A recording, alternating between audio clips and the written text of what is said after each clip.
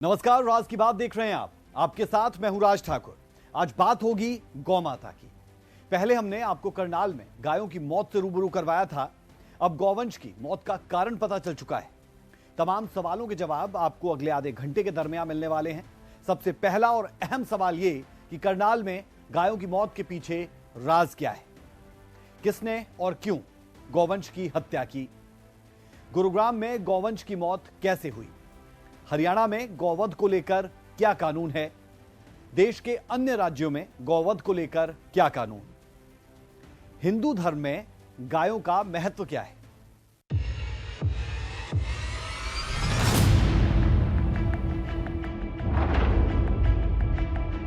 Postmortem करवा ही नहीं रहे, बहुत सी गाय यहाँ पे दफना दी है।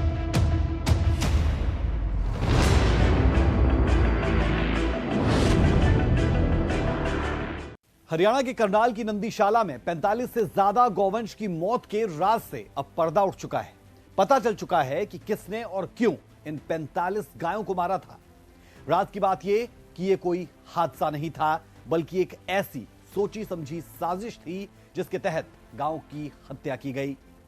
पुलिस ने इस पूरे मामले में 4 आरोपियों को गिरफ्तार भी कर लिया है। आपको सुनकर हैरानी होगी कि आरोपियों ने आधी रात गौशाला में घुसकर गुड़ से सल्फास मिलाकर गायों को खिला दिया था। पेश है ये रिपोर्ट। 45 गायों की मौत की रात से उठा पर्दा। पैसे के लालच में रचा मौत का खेल। गायों को गुड़ में मिलाकर दिया जहर। हरियाणा के करनाल के फूसगढ़ गौशाला में 45 गायों की मौत में चौंकाने वाला खुलासा हुआ है। इन गायों को गुड़ में सल्फास देकर मारा गया था। इस पूरे मामले में गौशाला से शव उठाने वाले ठेकेदार की मिली भगत सामने आई है। गायों की कम मरने की वजह से धंधा मंदा होने की वजह से ठेकेदार के कर्मचारियों ने इस खौफनाक वारदात को अंजाम दिया। उन्हें एक गाय की खाल चर्बी बेचकर से 8 से 10 हजार की कमाई होती थी। पुलिस इस मामले में 4 आरोपियों को गिरफ्तार कर चुकी है। पूरी वारदात का मास्टरमाइंड ठेकेदार अब भी फरार है। हमारे यहाँ करनाल में एक इंसिडेंट और हुआ था। उस टाइम भी 9-10 गाय मरी थी नीलोखेड़ी में। उस केस को भी हमारी टीम द्वारा सॉल्व किया गया था और उसमें भी ये जो डेहे थे वही उसमें मिले थे। एक नीलोखेड़ी का रहने वाला था और 2-3 उसमें शाहबाद के थे। वही मॉडस ऑपरेंडी वही थी कि जो जहर के पाउच थे वो मिला के गुड़ में दिए गए थे। तो उस पर भी हमने काम किया हुआ था पहले। और उसके इससे पहले कुरुक्षेत्र में गौशाला है, वहाँ पर भी डेहे काम करते थे और उस गौशाला में भी डेहों ने एक दिन जहर दे दिया था। ज़्यादा गाय मरी तो उन्होंने भी पोस्टमार्टम करवाया तो ये सल्फास दिया गया था। 27 जनवरी को सुबह सूचना आई कि फूसगढ़ गौशाला में गायों की मौत हो गई है। रात 2 बजे से गायों की मौत शुरू हो गई। सुबह होने तक 45 गायें मर चुकी थी। इसके अलावा 10 गायें बीमार भी थी, जिससे पूरा मामला संदिग्ध बन गया। इसे देख पूरा प्रशासन हरकत में आया। गायों के विसरा जांच के लिए भेजे गए, लेकिन कोई ठोस निष्कर्ष नहीं निकला। जांच के लिए डिविजनल कमिश्नर ने 4 मेंबरों की हाई लेवल इंक्वायरी कमेटी भी बनाई। वहीं इसी दौरान पुलिस ने इस मामले में थाना सेक्टर 32 और 33 करनाल में केस दर्ज कर लिया है। इसके बाद पुलिस ने पूरे मामले की जांच शुरू कर दी। वहीं पुलिस आगे पता लगाने की कोशिश करेगी कि कहां-कहां और गायों को मारा है, वहीं उनके साथ और कौन-कौन शामिल है। करनाल के फूसगढ़ गांव में गौशाला के अंदर 45 गायों की मौत के मामले में पुलिस को एक बड़ी कामयाबी हाथ लगी है। पुलिस ने 4 आरोपी विशाल, रजत, सूरज और सोनू को गिरफ्तार कर लिया है। ये चारों आरोपी अलग अलग जगह के रहने वाले हैं। इन्हें कोर्ट में पेश किया जाएगा, इनका रिमांड हासिल किया जाएगा और ये पता लगाने का प्रयास किया जाएगा कि आखिर किसकी शय पर ये गायों को मौत के घाट उतार रहे थे। 26 जनवरी को ये गौशाला के अंदर आते हैं, गायों को गुड़ के साथ सल्फास देते हैं और 27 जनवरी को 45 से ज़्यादा गायों की मौत हो जाती है। अमर नाम का एक आरोपी अभी भी फरार चल रहा है। पुलिस उसे भी जल्द गिरफ्तार करने की बात कह रही है, लेकिन आपको बता दें कि नगर निगम के तहत ये गौशाला आती है। नगर निगम ने दीपक को इस गौशाला का ठेका दिया हुआ था कि कोई भी गाय अगर मरती है या फिर रखाव करना है तो दीपक ही करेगा। दीपक से आगे ठेका अमित ले लेता है और अमित कोई भी पशु यहाँ पर मृत होता है तो उसके बाद उसे उठाता है और उसके जो बाकी साथी थे, जिसमें अमर का नाम है, विशाल का नाम है, सूरज का नाम है, सोनू का नाम है, रजत का नाम है, ये गायों को, मृत गायों को मंगलोरा के पास ले जाते थे और वहाँ पर गायों की चर्बी उतारते थे, उनकी हड्डियों को यूपी में जाकर बेचते थे और लालच उन्हें ज़्यादा आ गया था और इसी के चलते उन्होंने गौशाला में आकर गायों को गुड़ के साथ सल्फास खिला दिया। फिलहाल पुलिस ने 4 आरोपियों को गिरफ्तार कर लिया है और जल्द ही बाकी आरोपियों को भी पुलिस की तरफ से गिरफ्तार कर लिया जाएगा। सूर्य समाचार के लिए करनाल से हिमांशु नारंग। तो देखा आपने, जिस देश में गाय को पूजा जाता है, माता की उपाधि दी जाती है, उसी देश में कुछ मुनाफाखोर गायों को मौत के घाट उतारने में भी कतराते नहीं हैं। खैर, अभी करनाल में 45 से ज्यादा गायों की मौत का मामला पूरी तरह शांत नहीं हुआ था कि फूसगढ़ गांव में स्थित नंदीशाला में 11 और गौवंश की हत्या कर दी गई, या फिर कहें उन्हें मौत के घाट उतार दिया गया। इसके पीछे के कारण क्या, इसका राज तलाशने में भी लगातार कोशिश की जा रही है। राज की बात यह कि सवालों से बचने के चक्कर में नगर निगम के कर्मचारी बिना पोस्टमार्टम के इस गोवंश को नंदीशाला में ही दफना रहे थे, जिसके लिए जेसीबी तक बुला ली गई थी। रिपोर्ट देखिए। पोस्टमार्टम करवा ही नहीं रहे थे, इन्होंने तो बहुत सी गाय यहाँ पे दफना दी हैं। करनाल में गौवंश के मरने का सिलसिला थम नहीं रहा है। ताजा मामला फूसगढ़ गांव में स्थित नंदीशाला से सामने आया है, जहां 11 गौवंश की अचानक से मौत हो गई है। ये नंदीशाला नगर निगम के तहत ही आती है और उस गौशाला से 100 मीटर की दूरी पर है, जहां पिछले दिनों 45 से ज्यादा गायों की मौत की खबर आई थी। नंदीशाला में और गोवंश की मौत हुई है, कहाँ पर हुई है, कैसे हुई है? हाँ जी, देखो ये नंदीशाला में गोवंश की डेथ हुई है। इसमें अभी गिनती करी है, थोड़ी देर पहले भी करी थी, तो उसमें एक जिंदा गाय है जिसका ट्रीटमेंट डॉक्टर साहब के द्वारा करवा दिया गया है और 11 डेथ हैं, तो वो अभी देखी है। ये कौन सी नंदीशाला है? ये गांव फूसगढ़ करनाल की गौशाला है, जहाँ पे नंदी अलग से रखते हैं, तो वहाँ पे नंदीशाला में ये। तो ये नगर निगम के तहत आती है? हाँ जी, अभी नगर निगम देख रहा है इसको। तो 11 गोवंश की मौत हुई है? हाँ जी, बिल्कुल। तो ये पहले जो 45 हुई थी वो भी इसी में हुई थी, मतलब? हाँ जी, ये 45 गोवंश की मृत्यु भी यहीं पे हुई थी। दफनाया जा रहा था सर, पोस्टमार्टम सर, नहीं? वो देखो, हमें अपनी तैयारी करनी पड़ती है, सुबह के लिए भी सारा करना पड़ता है, मतलब एकदम से तो कुछ होता नहीं। जब हमारी 45 वो गौवंश की मृत्यु हुई थी, देखो दुखद तो था ही, पर उसके लिए एकदम से मतलब सारा सब कुछ इंतजाम करना पड़ा, उस गड्ढे वगैरह खुदवाने पड़े, सारा कुछ करना पड़ा। उसमें मतलब रात के हम 11 बज गए थे यहाँ पे, तो उस हिसाब से हमें तो देखो अपनी तैयारी तो करनी ही पड़ती है। और यहाँ पे देखो कुत्ते वगैरह भी आ जाते हैं, सारा कुछ है, उसका भी देखना। तो जहर है या नेचुरल डेथ है क्या? अभी तो देखो हमने VLDA रखे हैं, रिटायर्ड VLDA हैं, उनके हिसाब से तो नेचुरल है। तो आगे देखो पोस्टमार्टम के बाद क्या आता है इसमें। तो अब पोस्टमार्टम करवाया जाए? हाँ जी, बिल्कुल करवाएंगे। वहीं अब नंदीशाला में 11 गौवंशों की मौत के बाद से हड़कंप है। हैरानी इस बात की भी कि नगर निगम के कर्मचारी बिना पोस्टमार्टम के इन गौवंशों को नंदीशाला में ही दफना रहे थे, जिसके लिए जेसीबी बुला ली गई थी। गड्ढे भी खोदने शुरू कर दिए थे, लेकिन समय रहते पार्षद, पुलिस और मीडिया मौके पर पहुंचे और गौवंशों को दफनाने से रोक दिया जाता है। आकर के मैं अपनी टीम के साथ मौके पर नंदीग्राम गौशाला में पहुंचा हूँ, जहाँ पर नंदीग्राम में एक जो बैल और बछड़े ही रखे जाते हैं, तो वहाँ पर आकर के देखा कि मैं अपने MC साहब भी वही थे और आपकी टीम भी वही थी और वहाँ का जो नगर निगम के कर्मचारी भी यही थे। जो पहले जो मेरे बजरा टेलीफोन सूचित किया गया था कि बलविंदर ने कि 18-20 गाय, तो जो आप मौके पर आगे देखे, मैंने बलविंदर को लेकर के इसका शेड का निरीक्षण किया है। जो वहाँ पर टोटल इस टाइम पर 11 गाय मरकर था, एक गाय कुछ कुछ सांस है। तो और जो हालात है जो मतलब कि बहुत ही विकनेस हालात है, तो सूचना पर मौके पर पहुँचाऊँ। जो मैंने अब यहाँ नगर निगम का जो कर्मचारी है उसको कह दिया कि इनका कोई भी किसी प्रकार की छेड़खानी ना की जाए और सुबह डॉक्टरों की टीम को बुलाकर इनका पोस्टमार्टम कराया जाएगा। यहाँ पे इतने बड़े अत्याचार हो रहे थे क्योंकि मुझे पता था कि यहाँ 10 गायें डेली मर रही हैं। 39 गायों का तो इनका भंडाफोड़ हो गया था, इसलिए पता लग गया था। मैंने उसी टाइम भी चैनलों के सामने बोला था कि 10 गायें डेली मरती हैं। आज इन्होंने गाड़ी ट्राली में गाय लादनी स्टार्ट करी थी, मुझे पता लग गया और मैं सीधा भागा आया। और भागने के बाद यहाँ पे जब भागा आया तो नगर निगम की जेसीबी मौके पे खड़ी थी, जो आपने देखी, वो खड्डा खोद रही थी। और जो नगर निगम के कर्मचारी जो जीटी रोड पे सफाई का काम करते हैं उनको आनन फानन में उन्होंने बुलाया हुआ था ताकि रातों रात 20 की 20 गाय इसमें दफना दें। आपने खड्डा भी देखा, जेसीबी देखी, जो गाय या बैल जो मरे हुए हैं वो भी आपने देखे हैं।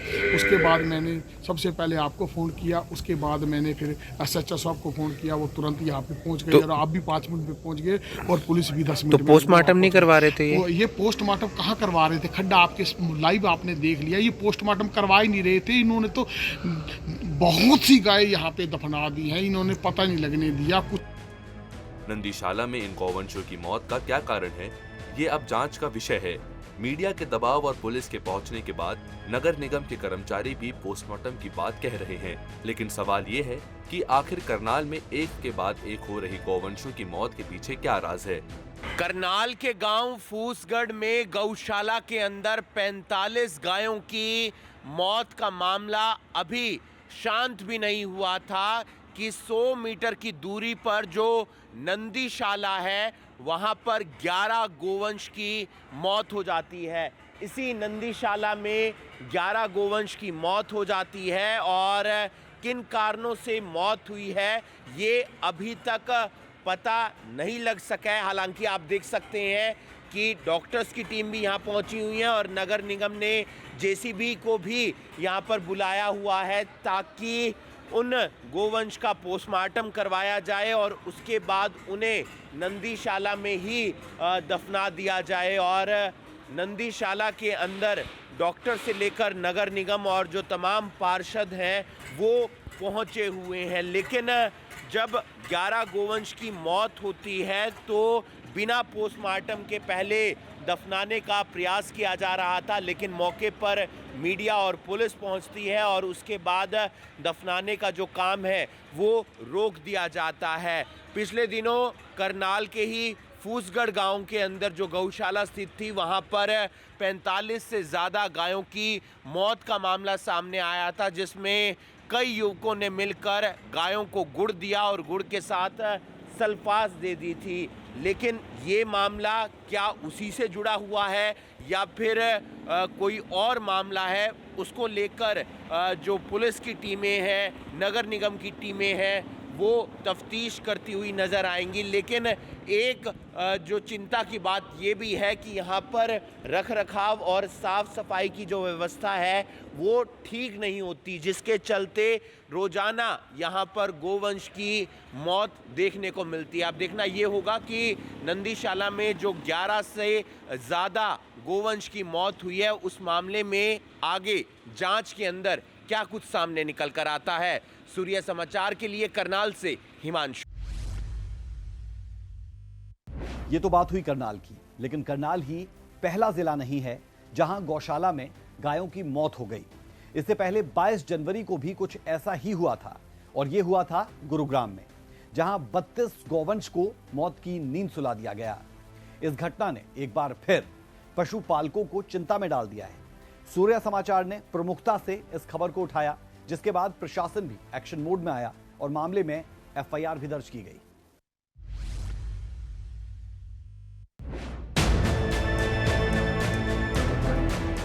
अरावली की पहाड़ी में एक साथ 32 मौतों से सन्नाटा छाया है। जी हां, सही सुना आपने, एक साथ 32 मौतें। ये संख्या भले इंसानों की नहीं है, लेकिन मौत का आंकड़ा और वजह दोनों ही परेशान कर देने वाला है। दरअसल गुरुग्राम के कादरपुर गांव में 32 पशुओं की मौत जहरीला चारा खाने से हुई है। हमें ये सूचना मिली थी कि कादरपुर गांव में पहाड़ी एरिया जो ऊपर आके है यहाँ पे, जहाँ पे हम खड़े हैं, यहाँ पे 32 पशुओं की डेथ हुई है। और अभी जब हमने स्वयं इनसे, पशुपालक से और गांव के लोगों से बात की, तो पशुपालक ने बताया कि वो कुछ दिनों पहले चारा बाहर से लाया था, फीड, और फीड देने के बाद ही जो है ये सिम्टम्स पशुओं में आने लगे और एक एक करके ये जो है 32 पशुओं की डेथ हो गई है। डेयरी संचालक की माने तो उसके पास 100 के करीब भैंसे हैं, जिनकी देखभाल के लिए राजस्थान से चारा मंगाया जाता है। लेकिन इस बार जो चारा आया, उसे खाने से पशुओं की तबीयत बिगड़ने लगी और एक एक कर 32 पशु मौत की नींद सो गए। गुरुग्राम में एक दुखद घटना सामने आई है। दरअसल गुरुग्राम के कादरपुर गांव में एक साथ 32 पशुओं की मौत हो गई है। फिलहाल मैं गुरुग्राम के अरावली की पहाड़ियों के कादरपुर इलाके में हूं और इसी तरह से एक साथ लगभग 32 पशुओं की मौत हो गई है। और इस मौत के पीछे के अगर कारणों की बात करें तो बताया जा रहा है कि चारा राजस्थान से किसी कंपनी से आता था और उसमें जहर मिला हुआ था, जिसकी वजह से एक साथ जो है 32 पशु थे जिनकी चारा खाने की वजह से मौत हो गई। और यहाँ लगातार जो है डॉक्टरों की एक टीम है, जो पशुपालन विभाग के डॉक्टर है, वो लगातार अब इन पशुओं का पोस्टमार्टम कर रहे हैं। हालांकि अंदर की जो बात है वो खंगालने की कोशिश कर रहे हैं और असली कारण क्या है इन पशुओं की मौत का, उसको जानने की कोशिश कहीं ना कहीं यहाँ जो है वो लगातार की जा रही है। और यहाँ अगर मैं बात करूँ तो यहाँ पिछले कई सालों से ये लोग जो थे पशु पालन का काम करते थे और इनमें अगर दुधारू भैंसों की बात की जाए तो 25 के आसपास बताई जा रही है। और यहाँ लगातार देखिए इसी तरह से जो जहरीला चारा था उसकी खाने की वजह से इस तरह के दुधारू जो 25 पशु थे उनकी मौत हो गई। और हालांकि लगातार यहाँ जो पशुपालक थे उनसे भी जानने की कोशिश करेंगे कि आखिरकार इतनी एक साथ पशुओं की मौत का क्या कारण है। आपसे जानना चाहूँगा जी, कितने दिन से आप यहाँ रहते थे, इन पशुओं को पालते थे? हमारे बाप दादा रह रहे हैं, 50-60 साल से यहीं रह रहे हैं। अच्छा, तो टोटल ये जो है कितने पशु थे, क्या इनकी मौत का कारण अब तक सामने आया? मेरे पास 40-50 पशु हैं, छोटे बड़े मिला के। और ये यहीं कुछ दूध के थे, इनमें 32 भैंसें मर गई मेरी। और डॉक्टर को बुलाया तो डॉक्टर बता रहे इसमें कुछ केमिकल मिक्स है जो चारा डाला है। तो ये चारा हम बियर फैक्ट्री से लेके आए थे, स्वामी माधोपुर राजस्थान से। इसको लेकर कोई कंप्लेंट भी आप लोगों की तरफ से? कंप्लेंट की है हमने, सेक्टर 65 थाने में गुड़गांव में की है। अच्छा, हाँ, वो रात में आए थे, अभी डॉक्टर की टीम आई हुई है, पोस्टमार्टम कर रही है। अभी क्या आपकी जो है कहीं ना कहीं सरकार से मांग है या किस तरह की आप मांग करते हो? सरकार से जो मदद हो जाए हमारी किसानों की वो करना चाहते हैं। इसकी जानकारी पशुपालन विभाग को मिली तो विभाग की तरफ से तुरंत 15 डॉक्टरों की एक टीम मौके पर भेजी गई और पोस्टमार्टम करवाया गया। बहरहाल पशुपालन विभाग की शुरुआती जांच की माने तो इन पशुओं की मौत जहरीला चारा खाने की वजह से हुई है और इसी के साथ इतने सारे पशुओं की मौत से पीड़ित परिवार भारी नुकसान के तले दबा है। चारे जहर आ गो उस तरह। अच्छा, अब क्या मांग है आपकी? मांग यही है कोई सरकार से मदद हो जाए तो ठीक है, नहीं तो हो तो गया। ये कादरपुर गांव में पहाड़ी के ऊपर कुछ भैंसों की जहरीला चारा खाने के कारण मौत हो गई थी। तो उसमें प्रशासन के पास गए, वहाँ प्रशासन में कोई हलचल नहीं थी। उसके बाद मीडिया आया, लोगों को पता चला, तो मीडिया ने जैसे ही खबर चलाई तो प्रशासन हरकत में आया। और प्रशासन हरकत में आने के बाद अब FIR हुई है, कंप्लेंट हुई है कंपनी के खिलाफ। उसमें कुछ लोग भी मदद में आए हैं, कुछ लोगों ने हेल्प करी है इन लोगों की। पशुपालक आमतौर पर पशुओं की देखभाल अपने बच्चों की तरह ही करते हैं। खाने पीने का भी खास ख्याल रखा जाता है, लेकिन कुछ कंपनियों की लापरवाही के चलते ऐसी घटनाएं सामने आती है। इसलिए पशुपालन विभाग ने पशुपालकों से अपील की है कि कोई भी चारा बाहर से मंगाए तो उसकी लैब में जांच जरूर करा ले। हरियाणा के कई जिलों में लगातार एक साथ कई पशुओं की मौत के मामले सामने आ रहे हैं। तो वहीं 22 जनवरी की अगर हम बात करें तो 22 जनवरी को एक साथ गुरुग्राम के कादरपुर गांव में 32 पशुओं की मौत हो गई थी। और इन 32 पशुओं में से 25 पशु दुधारू थे। और अगर इनकी मौत के पीछे के कारणों की बात करें तो राजस्थान के सवाई माधोपुर से चारा मंगाया गया था और ये चारा जहरीला था। लेकिन लगातार 2 दिन बीत जाने के बाद भी ना तो गुरुग्राम पुलिस ने कोई एक्शन लिया और ना ही पशुपालन विभाग ने पोस्टमार्टम पोस्टमार्टम कराया। लेकिन जब इस खबर को सूर्य समाचार की टीम ने प्रमुखता से उठाया तो प्रशासन हरकत में आया और 15 सदस्यीय डॉक्टरों की टीम ने मरे हुए पशुओं को पोस्टमार्टम के साथ साथ गुरुग्राम पुलिस ने FIR भी दर्ज की। और इसके बाद जब सूर्य समाचार ने इस खबर को प्रमुखता से उठाया तो कई सामाजिक लोग भी सामने आए और पशुपालक की आर्थिक तौर पर मदद भी की। लिहाजा अब इस पूरी खबर के बाद जहां इस खबर का असर हुआ है तो वहीं अब पशुपालक भी लगातार जो है सूर्य समाचार की टीम का धन्यवाद करते हुए नजर आ रहे हैं। गुरुग्राम से नीरज अंबावता, सूर्य समाचार। तो देखा आपने गुरुग्राम में जहरीला चारा खाने से कैसे गौवंश की मौत हो गई।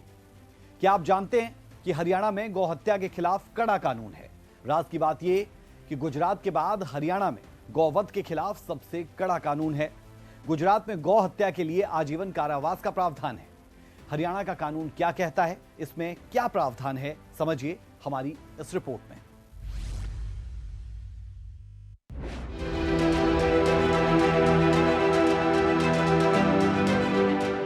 अगर कोई गौ हत्या करेगा 10 साल की कैद का प्रावधान किया मित्रों हमने। गौ हमारी संस्कृति का प्रतीक है। इसके प्रति हर कोई श्रद्धा का भाव रखता है।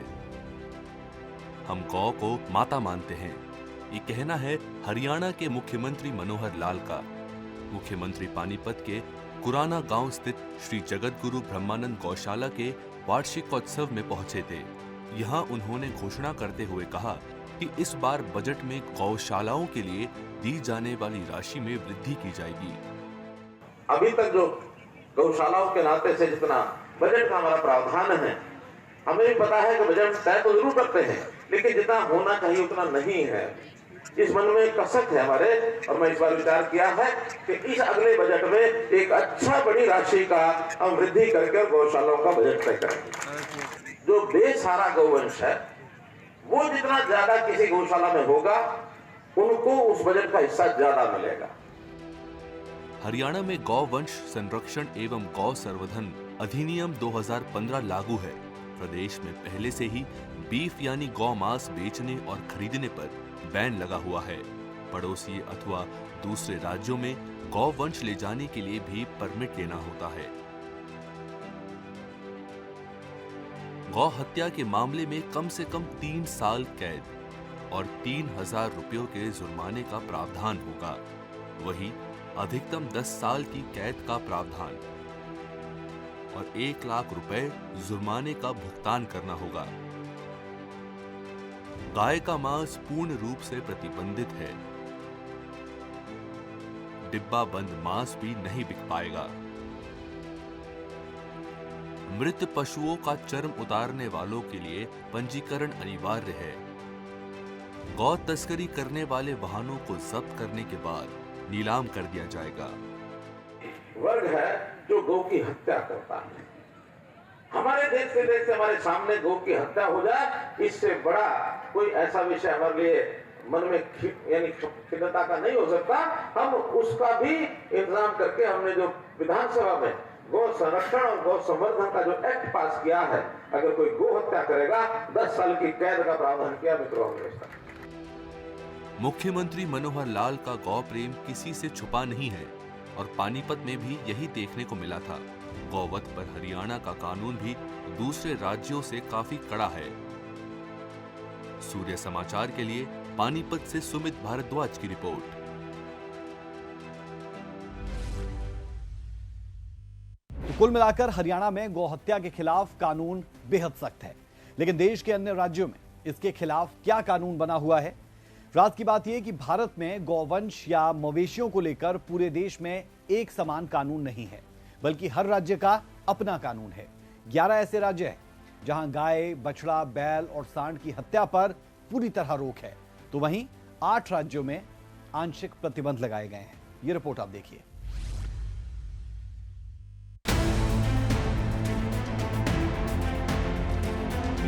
भारत में 80% से ज्यादा हिंदू आबादी रहती है, जिसमें अधिकतर आबादी गाय को पवित्र मानती है। लेकिन दूसरी तरफ भारत दुनिया के उन देशों में शुमार है जहां बीफ का रिकॉर्ड निर्यात होता है। दरअसल भारत में गौवंश या मवेशियों को लेकर हर राज्य का अपना कानून है। 11 राज्य ऐसे हैं जहां गाय, बछड़ा, बैल और सांड की हत्या पर पूरी तरह रोक है। ये रोक जम्मू कश्मीर, दिल्ली, चंडीगढ़, हिमाचल प्रदेश, पंजाब, हरियाणा, उत्तराखंड, उत्तर प्रदेश, राजस्थान, गुजरात, मध्य प्रदेश, महाराष्ट्र, छत्तीसगढ़।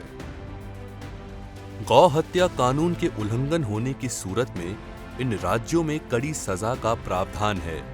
वहीं 10 राज्य ऐसे हैं जहां कोई प्रतिबंध नहीं है। इनमें केरल, पश्चिम बंगाल, असम, अरुणाचल प्रदेश, मणिपुर, मेघालय, मिजोरम, नागालैंड, त्रिपुरा, सिक्किम, लक्षद्वीप। यहां गाय, बछड़ा, बैल, सांड और भैंस का मांस खुले बाजार में बिकता है और खाया जाता है। गौ हत्या पर आंशिक प्रतिबंध वाले 8 राज्यों में बिहार, झारखंड, ओडिशा, तेलंगाना, आंध्र प्रदेश, तमिलनाडु, कर्नाटक, गोवा, दमन और दीव, दादर और नागर हवेली, पौंडुचेरी, अंडमान और निकोबार द्वीप। आंशिक प्रतिबंध से मतलब है कि गाय और बछड़े की हत्या पर पूरा प्रतिबंध है, लेकिन बैल, सांड और भैंस को काटने और खाने की इजाजत है। सूर्य समाचार के लिए ब्यूरो रिपोर्ट।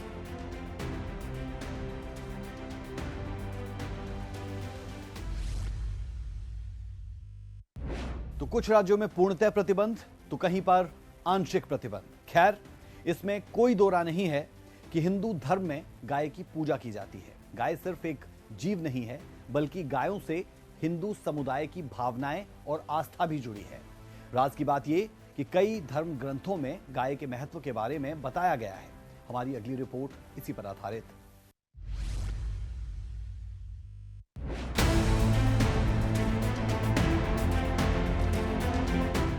हिंदू धर्म में अनेक मान्यताएं हैं। पुराणों के अनुसार गाय में सभी देवताओं का वास माना गया है। गाय से जुड़ी सभी चीजों को देव्य माना जाता है। गाय का घी, गाय का दूध, गौमूत्र और यहाँ तक कि गाय के गोबर का प्रयोग भी पूजा पाठ में किया जाता है। कभी सोचा है कि आखिर गाय का इतना महत्व क्यों माना गया है? दरअसल गायों को हिंदुओं की आस्था का केंद्र माना जाता है। गौ सेवा को भगवान श्री कृष्ण काफी महत्व देते थे। दिवाली के अगले दिन गोवर्धन पूजा पर गायों की विशेष पूजा की जाती है। हमारे शास्त्रों में गौदान को महादान बताया गया है। गाय को किसी भी रूप में सताना घोर पाप माना जाता है। ऐसी मान्यता है कि गाय की आराधना से लक्ष्मी माता प्रसन्न होती है। धार्मिक मान्यताओं के साथ अगर साइंस के नजरिए से देखा जाए तो गाय के दूध से लेकर गोबर तक में कई ऐसे गुण पाए जाते हैं जो कई बीमारियों से लड़ने में हमारी मदद करते हैं। सूर्य समाचार के लिए ब्यूरो रिपोर्ट।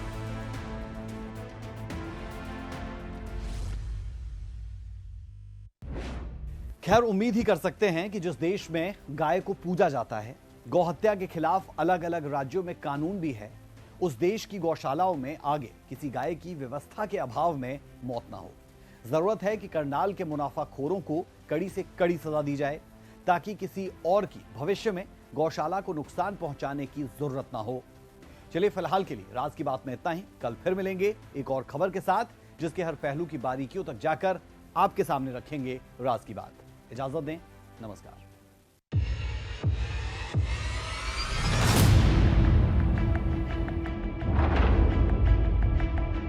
पोस्टमार्टम करवा ही नहीं रहे। बहुत सी गाय यहाँ पे दफना दी है।